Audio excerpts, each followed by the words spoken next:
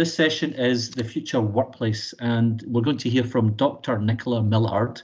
Nicola to her friends, and we're all her friends now. Nicola is the BT Futurologist, Principal Innovation Partner at BT. She is Principal Innovation Partner within the innovation team. She's a presenter, writer and researcher on people-centred innovation and customer experience, digital workplace and the future of work. Nicola's done a range of roles, including futurology, research, usability, customer service, marketing and business consulting. And as if she wasn't busy enough and doing enough, Nicola is also an award-winning presenter with 2 TED Talks, so get on there after this, and hundreds of conference panel chair keynote sessions under her belt. She also occasionally pops up on TV and radio around the world. In 2019, Nicola was listed as one of the top 10 UK customer experience influencers by Customer Experience magazine. Nicola will discuss the latest research and insights on the medium to long-term implications of COVID-19 in the workplace. Very topical, in fact, so topical we were chatting before we even started the session. So what will the future workplace look like? We're all using this term hybrid. Does a remote hybrid setup work for business and employees? What does that mean for the culture of leadership going forward? I'm going to hand over to Nicola now to hear her views. Thank you. Thank you very much. Hello there, my name's Nicola. I did used to be BT's Futurologist, but I have a slightly less, well, I guess, bizarre job title now. So I'm part of BT's innovation team. I'm actually a principal innovation partner. I like the fact I'm not a futurologist because everyone always used to ask me the same question, which is, I can feel the question now. Do you have a crystal ball? And the answer to that is yes, I do. Sadly, it doesn't work. And that would be a very boring job if all I did all day was look at crystal balls or tea leaves. So I definitely don't do that. I am part of BT's broad innovation team. Normally, I am based in our main research and innovation headquarters, which is just outside Ipswich. So I'm obviously not there today. I'm standing in my kitchen about 7 miles away in central Ipswich. Yeah, I mean, it's been a strange year, hasn't it, really? I've been looking at the future of work for, I actually looked it up. The project that we kicked off originally was 11 years ago, but my history on the future of work goes back even further than that, frankly, which is very much around basically, sorry, I'm just making sure I've turned my volume down there. So basically, I started one of my first projects in BT back in 1992, believe it or not. Was obviously I was 6 at the time, was our first remote working experiment. And like many of the experiments that we run, it was in Scotland. So it was called the Inverness experiment. So the clue was it was in Inverness. And that was a proper experiment. We ran it for a year. We weren't entirely sure what was going to happen because nobody had worked from home for a year before. These guys were contact center advisors. And I'm actually a psychologist by background, so my role in that project was very much to make sure that their mental health and well-being was good. To be honest, that trial worked, but the technology wasn't quite there in 1992. And I always say it's almost a good time to have a pandemic if there is ever such a good thing from a technology perspective, because the combination of connectivity, the collaboration tools that we have, and really, I mean, the cloud technologies that we have has enabled us to adapt very fast in terms of the future of work. So I'm going to talk to you. I'm going to take you on a journey, I guess, today from automation to Zedonks, but largely I'm going to stall at the letter D because firstly, I love Sesame Street and I've always liked to say that this session comes at you by the letter D. The Ds that are shaping the future of work have not really changed during the pandemic. We'd established them before the pandemic. And my observation is, I mean, the future of work sort of arrived, didn't it? But what largely we've seen is a lot of the trends that we were seeing prior to the pandemic being largely accelerated by the pandemic rather than changed enormously. So I'm going to go through some of the Ds that we think are shaping the future workplace. There's so much data out there and so much discussion, and my role largely is to innovate with and for our UK corporates and public sector. So I'm having lots of conversations at the moment around what is going to emerge as we hopefully eventually come out of the dark tunnel of the pandemic and emerge into the light blinking. So let's have a look to see what we're seeing. I mean, the first thing I want to talk about is an obvious one. It's disruption. So yeah, there's been a lot of that. Actually, prior to the pandemic, I was largely talking about disruption, particularly around things like AI and automation, which is still around, and I will cover very briefly at the end. But that was going to be the big disruptor for the future of work. Hasn't quite turned out that way. It was something much smaller and much more viral. Now, this data actually is some data we captured in October last year, because as I said, I don't do crystal balls, I do data. And we asked global business leaders largely how their pandemic was going, and, you know, largely, generally, productivity hadn't dropped.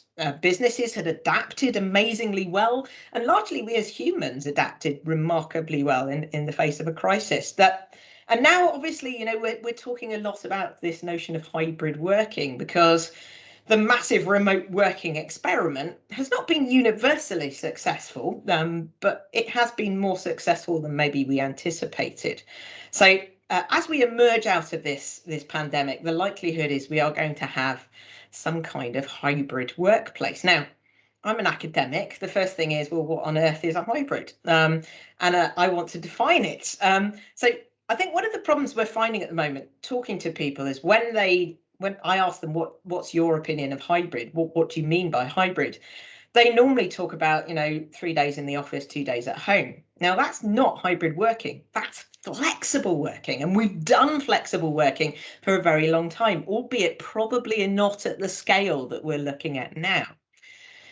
But I'm firmly of the opinion that that isn't a hybrid. Now, my favorite hybrid, by the way, in the world is the Zedonk. A Zedonk is a combination of zebra and donkey. It looks a little bit like a donkey with zebra socks, to be honest. But I can tell you that the Zedonk does not spend 3 days a week as a donkey and 2 days a week as a zebra. It is an entirely different breed. And I think that's what we're looking at with hybrid work. In fact, it's exciting because we might have the opportunity to completely reinvent work, taking a people first approach. So what do employees want? How do we support those employees using technologies? And also, maybe we could reinvent work to make it work for everyone, both the employer and employee. So there's lots of things I think that we need to think about in terms of this disruption. But I think hybrid, we're on a very journey at the moment into the hybrid workplace. And my firm opinion is we probably need to run a lot of experiments because there are going to be a lot of horrible hybrids out there that fail. But underpinning the hybrid is this concept of digital. Now, this is what we were talking about prior to the pandemic. It wasn't all about hybrid. It was all about the digital workplace, the digital office. And again, I'm an academic. What's that? I mean, the most obvious piece of a digital office is the collaboration tools that we're using. So things like Teams, Zoom, all of those lovely things that have enabled us to communicate and collaborate. That's the most visible part of a digital workplace. But it's not just about the technology. I've always said the most innovative and disruptive part of innovation is the people. So unless we embrace those technologies and change the ways that we work, it's probably going to be fairly pointless in doing it. So again, we asked our global business leaders back in October, okay, what do you want to achieve? If we're going to reinvent work, what do you want to achieve? What's the business outcomes rather than the technology? So largely, it's fairly consistent top two over the number of years that we've been doing this kind of research. The number one priority is improving productivity. The number two is improving customer experience. And I always link both customer experience and employee experience together, because frankly, you're not going to get good customer experience unless you have a good employee experience. And then the third one is really around remote working. So let's take these a little bit deeper. Productivity is a really interesting one. Because frankly, what we measure in terms of productivity tends to be derived from the industrial factory era. So it's all about inputs, it's all about outputs. Now, the trouble is that the bulk of the workers that have largely been embracing or been lucky enough to work from home, and obviously not everyone has been lucky enough, but largely the bulk of those workers are knowledge workers. Knowledge workers are very difficult to measure under traditional industrial concepts, mainly because I'm a knowledge worker. I don't manufacture widgets. My inputs are, I can kind of measure my inputs, so maybe the number of meetings I'm having, who I'm talking to, Generally, we tend to use, I call them productivity proxies, which typically are the number of hours I work, literally clocking on and off, and can I be seen in an office? So presence is often a productivity proxy. The trouble, of course, with those two is hybrid, if we look at the definition from London Business School, really is it makes place and time irrelevant, and it's all about the employee experience. So that second priority is very much central to the hybrid workplace. So we've got to think about those objectives as we're designing a lot of these things. It's not just about the technology. We've got to think about a lot of things. And actually, we've learned a lot during the pandemic. And I'm just done a real deep dive on the notion of hybrid and what we need to think about, because I think there are going to be some horrible hybrids. I think there are going to be a lot of failures here. But I've always said, I'm in an innovation team. Failure is a good thing as long as you learn from it. But there are a lot of hybrid headaches out there, ranging from, collaboration tools. There are too many of them. They're all brilliant, by the way, but none of them talk to each other. So on a technical level, we've got maybe a problem there. I think the bigger people problems largely stem from proximity bias, to be perfectly honest. The most obvious horrible hybrid that we've probably all experienced is the hybrid meeting, where half of the people are in the digital space and half the people are in the office largely. The problem then is the people in the physical space ignore the people in the digital space because they can't see them, they can't interact with them. So I think we've learned a lot during the pandemic around how potentially digital changes the way that we collaborate. And actually, if you're all in little boxes, you can see everybody, maybe not full body language. So I was talking to a client a couple of weeks ago. They now have a mantra. It's either all room or it's all Zoom. Obviously, other providers are available, but Zoom rhymes with so much. So, that's the thing. If it's a split meeting, probably the default is a digital first hybrid. So you're going to be on video tools. Then there are lots of things that we need to think about in terms of, I'm calling it a two-speed organization. So typically, if you're in an office, you tend to work in a block of time, generally 9 to 5. But as we've all learned, remote workers, it's a bit more like time confetti. So we might start earlier, we might finish earlier, but we're likely to take more breaks.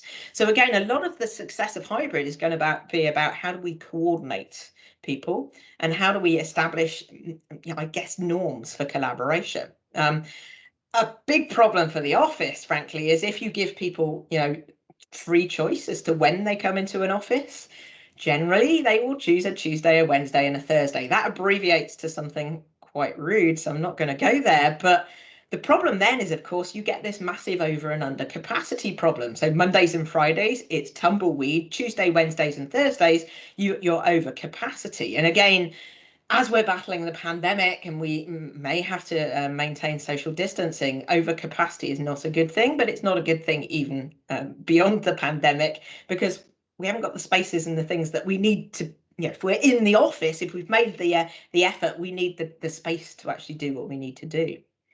Then, of course, there's a whole load around leadership. So obviously, out of sight, out of mind leaders. I think one of the problems that we'd seen prior to the pandemic, particularly with flexible workers, is that they typically didn't get promoted and they typically didn't get a good appraisal because they weren't seen. Now, that's a proximity bias problem. That does need addressing. Feeling by walking around, presence in an office, even for leaders, isn't necessarily something that's necessarily going to happen. Mark Zuckerberg, for example, I noticed has actually said that he's probably not going to be in Facebook's offices very much. So the leaders probably need to lead by example. But leadership in the digital space tends to be a lot more formalized. So again, it's around getting meetings rather than bumping into people. You can't lead by walking around. Of course, the other problem with not being in a physical space is that you lose, the perception of behaviours around you. You lose the rituals. Actually, Gillian Tett has just done a really great book around anthropology in the workplace and saying that the physical office actually does have a huge influence in how people work. So again, I don't think we're probably not going to be working permanently in physical offices, but we're probably not going to be permanently at home anyway. How do we redefine the office for a start as to what the function of that is? More on that in a minute. Then, of course, I think one of the big skills that we need to develop for the future is this skill of networking. And I think, again, we've learnt this, that actually the good networkers have actually thrived during the pandemic. So they've made the effort, they've reached out, they've connected with people. And particularly, this is a big leadership one, because leaders need to connect people and create purpose for collaboration, because collaboration does not happen by magic. So all of those things I think are really key. As I said before, I think also experimentation is key, because this is a new way of working, we have to learn from it. Now, I've touched on the office. I'm going to touch on it again, because I think one of the things we've missed is the office, not the physical building, but the people around us. And the office most definitely has a function as a collaboration tool and a creation of a way to create community effectively. So the office needs to be redefined. And of course, offices traditionally, if you're looking at traditional open plan offices, they are usually built for capacity, not collaboration. So we are seeing some amazing office spaces evolving. Obviously, the office is sort of in competition with home as well. So maybe we need to be in there for a reason. Obviously, the home working hasn't worked for everybody. I think typically about 70% of home workers have adapted very well. About 30% have really struggled. Typically in that segment, the 30%, it's often younger employees. So again, all people at the beginning of their careers. Younger employees especially, the big problem with them is simply the house. So they're often in small flats or shared spaces, and some even move back with their parents. So not an optimal space for home working. They're more likely to want to come into an office. I think the thing is, everyone is different. We've also got to think about, it's not just about the home and the office. There's also this third space that I love to call the coffice. Although there are lots of combinations on this. I mean, my priority for working is coffee, but we've seen shoffices, sheds. We've seen poffices. Actually, the Irish government published a remote working manifesto that mobilised local pubs as an office space. Not sure I'd be that productive, but basically it gets me out of the house, but it doesn't mean I have to commute 2 hours into a centralised office. And of course, with the climate change challenge in the back of our minds, an active commuting might be a very good solution. So in other words, if you want to get out of the house, if you can walk and cycle to a place that you can work rather than necessarily have to travel or stay at home, that might be the optimal way of doing it. But I think a lot of this is about choice, because we are all different. And that links into another D, which is diversity. And again, I think the pandemic has been a great leveler on a number of levels. Actually, one of my best friends lives not too far from Glasgow. She's in a wheelchair.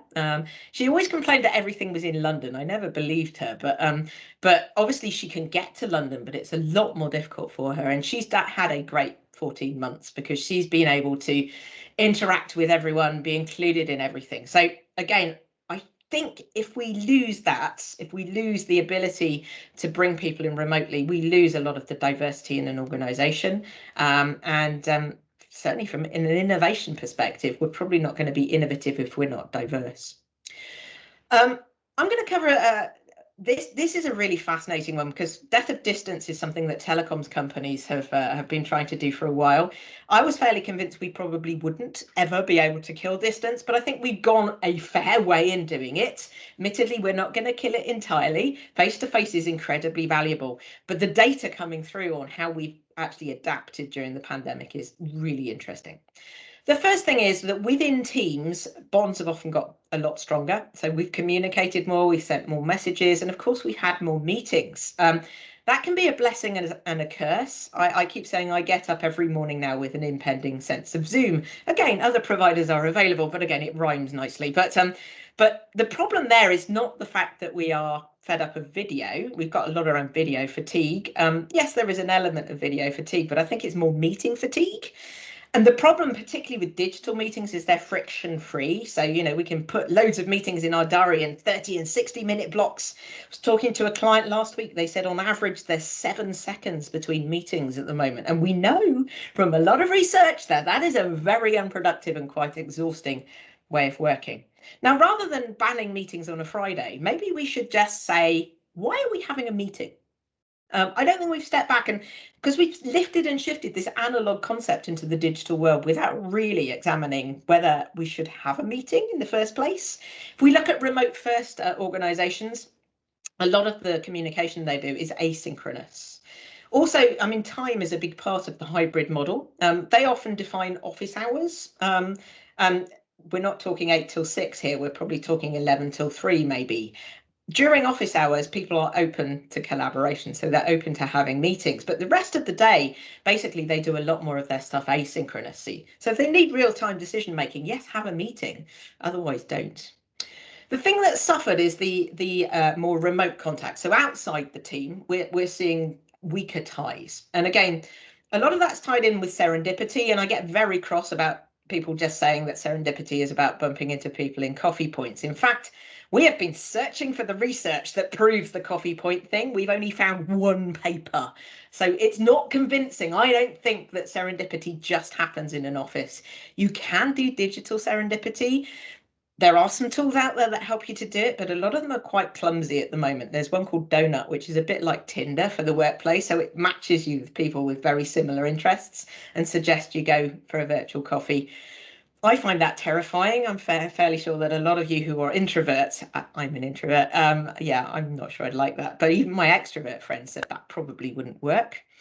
But of course, the other thing we need to discuss is, it's all a bit 2D at the moment, isn't it? It's all about flat video. Can we start to bring that collaboration into a 3D space and actually start to collaborate not just in the office, but outside the office as well? And there's loads of stuff that we're doing at the moment with extended reality, which obviously combines, well, we've got virtual reality, augmented reality. We've even got holograms in volumetric video at the moment. So we're running a lot of experiments. The most exciting one, I think, is the paramedic with an augmented reality headset on and a haptic glove.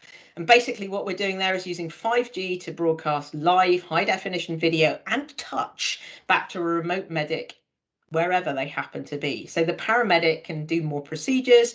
We possibly reduce the number of hospital admissions. Actually, up in Lanarkshire, we're running a virtual classroom at the moment, an immersive classroom. No glasses required on that one, but that's really around how can we immerse kids in an environment which really overwhelms their senses and allows them to learn in slightly different ways.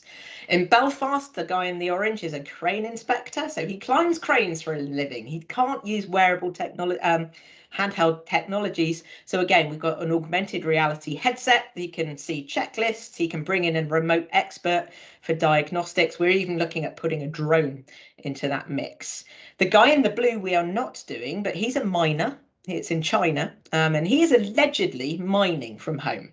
So we might imagine that it's only white collar jobs that benefit from remote working, but actually it might not be in the future. So could surgeons be performing surgery remotely from their kitchen table? Who knows? And then the hologram bit, lots of hype about that at the moment. Very early days, but this is something called volumetric video. It is literally my Star Wars fantasies come true.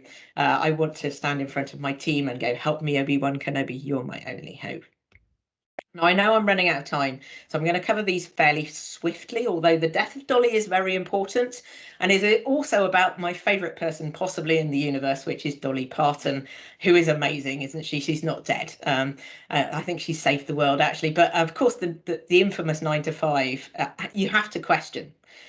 Particularly in the hybrid and digital space. As I said, time is a really big component of the hybrid workplace. And the problem is not connection, it's disconnection. And this often, I mean, this was happening prior to the pandemic because frankly, these lovely technologies tie us back to the office, even if we're not in it. And the temptation is to work longer hours, and actually working longer hours makes us less productive simply because we get tired and we burn out. So we don't want to do that. The work you can see here is actually work that Lancaster University has been doing, but we've also been working with Cambridge University on various aspects of what we call technostress. So too much information being thrown at me through multiple media, so I'm multitasking, that's not very productive. Technology's moving fast, not being that intuitive. This pressure to be always on, so I must always be available. I feel really guilty if I walk the dog. Actually, walking the dog is probably one of the best things you can do to improve your productivity because we need to take breaks. And often that paranoia is driven by the fact, well, two facts. One is an economic downturn may mean we think we might lose our jobs. So we need to be always on. Or we might think that the technology is going to take our jobs. So, I mean, with Cambridge, actually, we worked on something called the Balanced Communication Diet for Business, which particularly addresses the always-on piece. And like any good diet, it's a 5-step plan to being able to turn off. And if anyone wants that research, we're happy to share it. Now, in my 3 minutes, or maybe 1 minute, if you want to ask some questions, I'm going to very quickly mention the droid. Again, I'm a Star Wars fan, so I'm cheating. AI and automation hasn't gone away. It will stay a big part, I think, in terms of the transformation and disruption of work.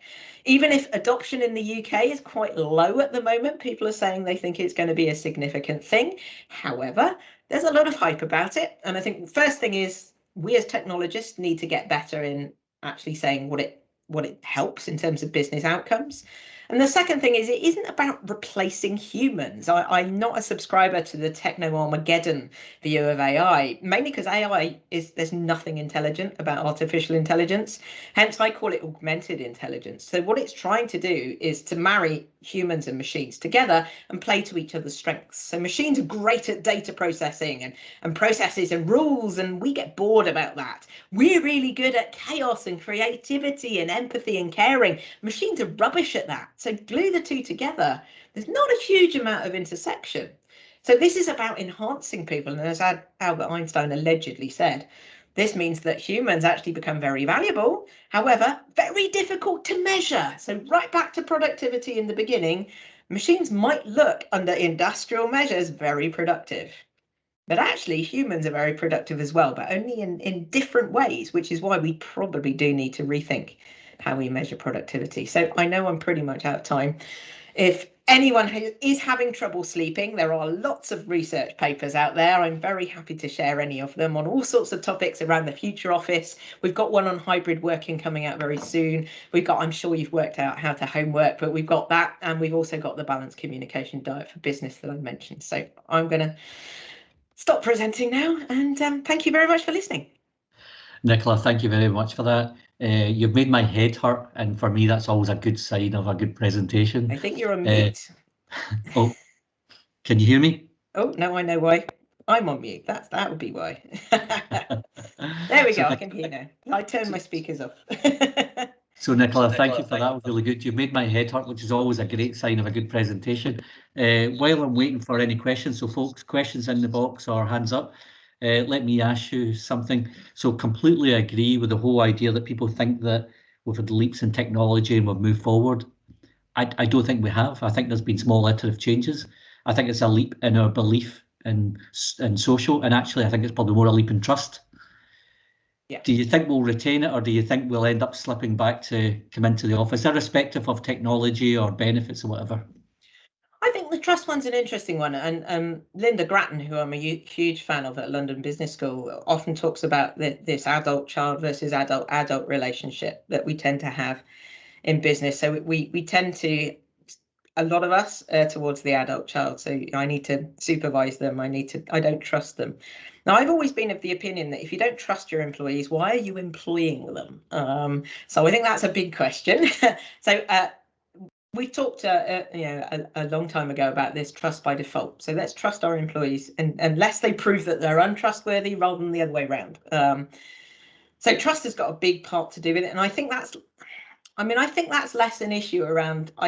I think the evidence from remote working is, firstly, people have learned that it's not shirking from home. It's very much working from home. We are seeing longer hours from remote workers. And again, that could be a good or a bad thing. So I think people have learned a lot of lessons around how home working can work. So I think perceptions have probably changed there. But there are still a lot of those proximity biases that we need to get over in terms of why people would be in an office in the first place. And if they do feel that they're not going to get promoted or not going to get recognised, that's a problem. So we need to make invisible work visible effectively to everyone. So regardless of whether you're in the office or out of the office, how do we make work more visible? And that's again quite difficult. And I think part of the things that we need to think about to make that hybrid model work. Nicola, I've got a hand up. Joyce White. Guys, if you could unmute Joyce, please.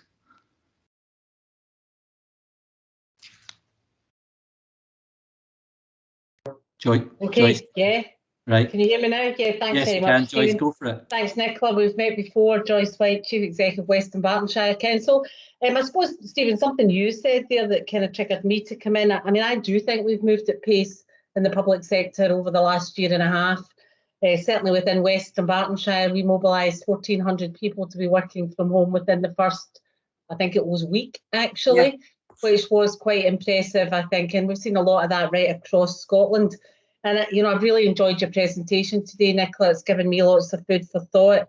And I think, you know, one of the biggest challenges we have is about that outcomes focus as opposed to, you know, outputs, and really shifting the thinking around that.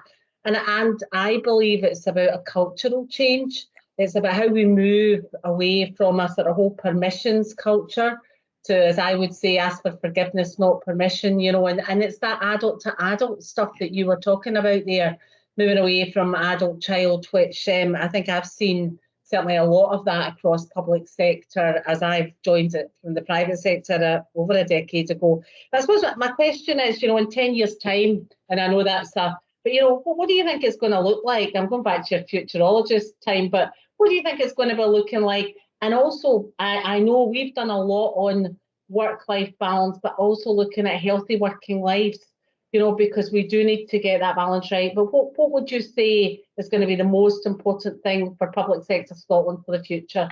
Thanks, Stephen. Thank you. Great question. I think, you know, the future piece, I think the first thing I would comment is I think that in the future we might wonder why we were so so obsessed by place.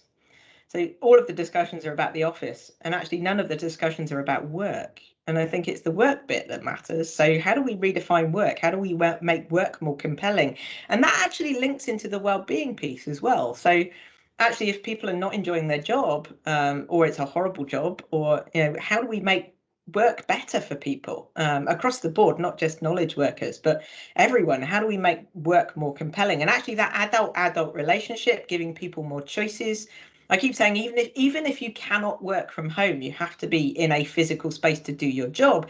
You can still give some flexibility around time. So things like shift bartering, all of that lovely stuff, and bringing those, you know, those extended elements into collaboration means that we can actually give frontline employees way more collaboration tools potentially than they've had before, and they can collaborate with, you know, diverse people wherever they happen to be. So I think a lot of this fundamentally is linked down to how do we create good work in the first place, rather than getting obsessed with where work is done or when work is done. And that obviously also links into how do we define the outputs of work when work actually is quite difficult to define in the first place. So we've got a lot of, this is a complex topic, which is why I love it. Thanks for that, Nicola. I've got one more question from the audience, and it's from Les Robertson, and it's about that interesting subject of productivity. Does your research show that productivity has increased? And Les comments on Apple's message about, you know, being in the office is key to collaboration and creativity, etc. Well, Apple's an interesting one at the moment, isn't it? Because the employees have stepped back and gone, no, we're not coming back in the office. So obviously employees have reckoned that they're being, you know, very productive. I think the problem is, as I said, we measure the wrong things. So actually, I mean, if you're looking at outputs, largely the evidence is that output's gone up slightly, however you measure it, but so have working hours. So under traditional productivity measures, that might mean that you're less productive. But it depends how you define productivity. As I said, the two-speed organization thing, if I define my productivity as the number of conversations I have with customers, and I can have almost infinite, you know, frictionless collaboration with my customers during a day if I'm working remotely versus only one meeting in a physical space, by God, that one meeting in the physical space really has to be productive, because I'm sacrificing potentially 6 other conversations. And that's why I think, firstly, I think we have got a really renewed appreciation of face-to-face. It really does matter. We're never going to kill it. But I also got a renewed appreciation of the value of that. So I once flew to Hong Kong for a day. There is absolutely no way I'm ever going to do that again, partially because it's ridiculous from a climate perspective, but secondly, being in that room, was it worth almost killing myself to do it? And I think, you know, I'm questioning pushing back with a lot of the physical demands I'm getting at the moment, just to say, okay, so if I'm going to do this, if I'm going to sacrifice quite a big portion of my day where I can't talk to people that aren't in an office, is that going to make me more or less productive? Is this really going to give me something that is valuable for my job? So I think it's given, from my perspective, a real step back and question, should I be flying around the world for a day just to see someone in a physical space when I could be just as effective remotely? Okay. Nicola, I'm conscious of time, but listen, thank you. That was absolutely fantastic, really inspirational thinking. In particular, thanks for me for Zedonk. I know what I'm going to be doing tonight on YouTube. I think I'm single-handedly responsible for increasing the popularity of the Zedonk worldwide, but I've got mine on order on Amazon now. Okay, so and thank you to our audience.